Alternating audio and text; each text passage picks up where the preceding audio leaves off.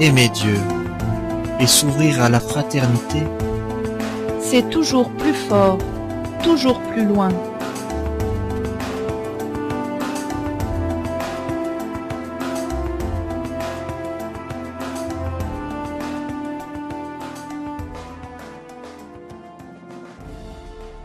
Charles de Foucauld est né à Strasbourg en 1858, dans une famille de la haute aristocratie. Il n'a pas 6 ans quand meurent successivement son père et sa mère. Mon Dieu, que votre volonté soit faite. C'est ce que Charles pourra lire sur la tombe de sa mère. Bien longtemps après, ce sera aussi le cœur de sa prière, le cœur de sa relation à Dieu.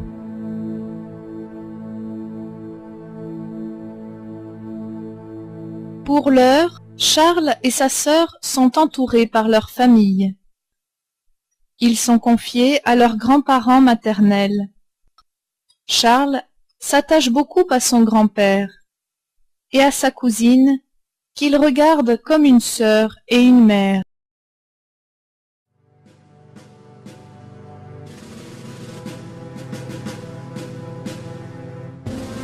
En 1870, c'est la guerre et la défaite. Il faut fuir Strasbourg pour Nancy. Dès lors, Charles restera blessé dans son sentiment national.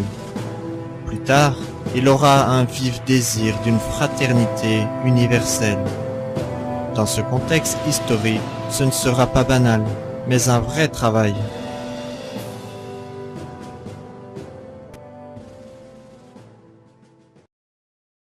Adolescent, Charles lit beaucoup. Il cherche la vérité.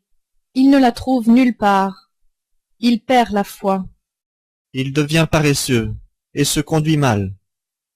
À 17 ans, il est renvoyé de l'école Sainte-Geneviève. Après son bac, il entre à l'école Saint-Cyr pour devenir officier. Mais tout l'ennuie. Et voilà que son cher grand-père meurt. Pour Charles, le vide est immense. Il lui semble que jamais plus il ne sera heureux. Il n'a plus ni repère, ni frein. D'un tempérament excessif, il se jette dans une vie de désordre. Officier à Saumur, il dépense sans compter son héritage. Il organise des fêtes. Plus tard, il écrira en s'adressant à Jésus. Je m'éloignais de plus en plus de vous, mon Seigneur et ma vie. Et ma vie commençait à être une mort. Et dans cet état de mort, vous me conserviez encore. Vous me faisiez sentir un vide douloureux, un dégoût, un ennui.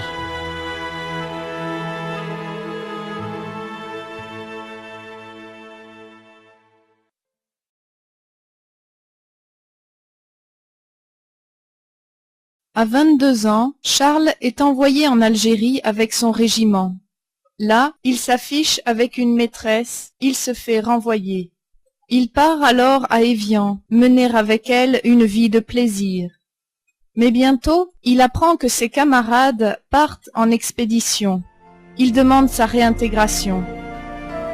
C'est le premier sursaut de vie. Le feu de l'action va le révéler à lui-même.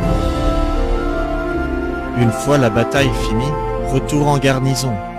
Il s'ennuie. Il sent en lui l'amour des voyages et le goût de l'aventure. Il quitte l'armée.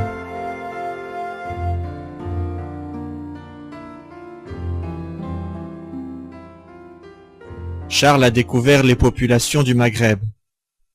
Il les estime et désire les connaître. Il apprend leur langue et il part explorer le Maroc, alors en grande partie fermé aux Européens. En chemin, il frôle la mort. Des musulmans et des juifs le sauvent. Voilà qui commence à secouer ses préjugés.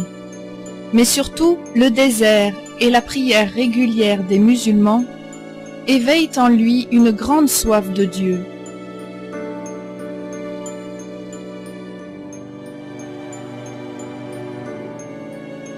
Au retour, il rédige son livre « Reconnaissance au Maroc ». C'est la gloire. Il est reconnu, réhabilité auprès des siens. Mais ce qui l'habite désormais, c'est cette prière. Mon Dieu, si vous existez, faites que je vous connaisse.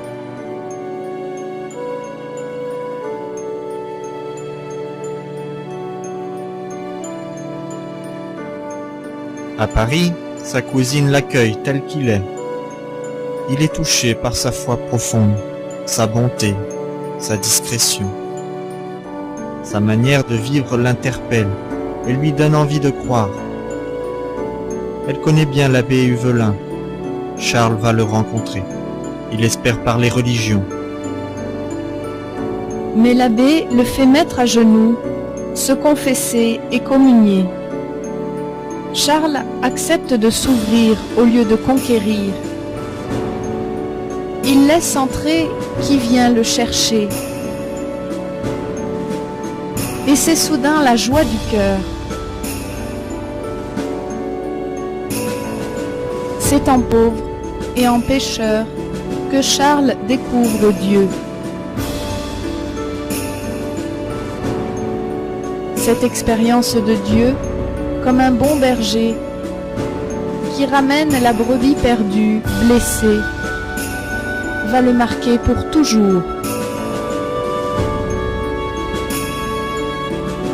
Et maintenant, la vie jaillit en abondance, car elle vient d'un autre.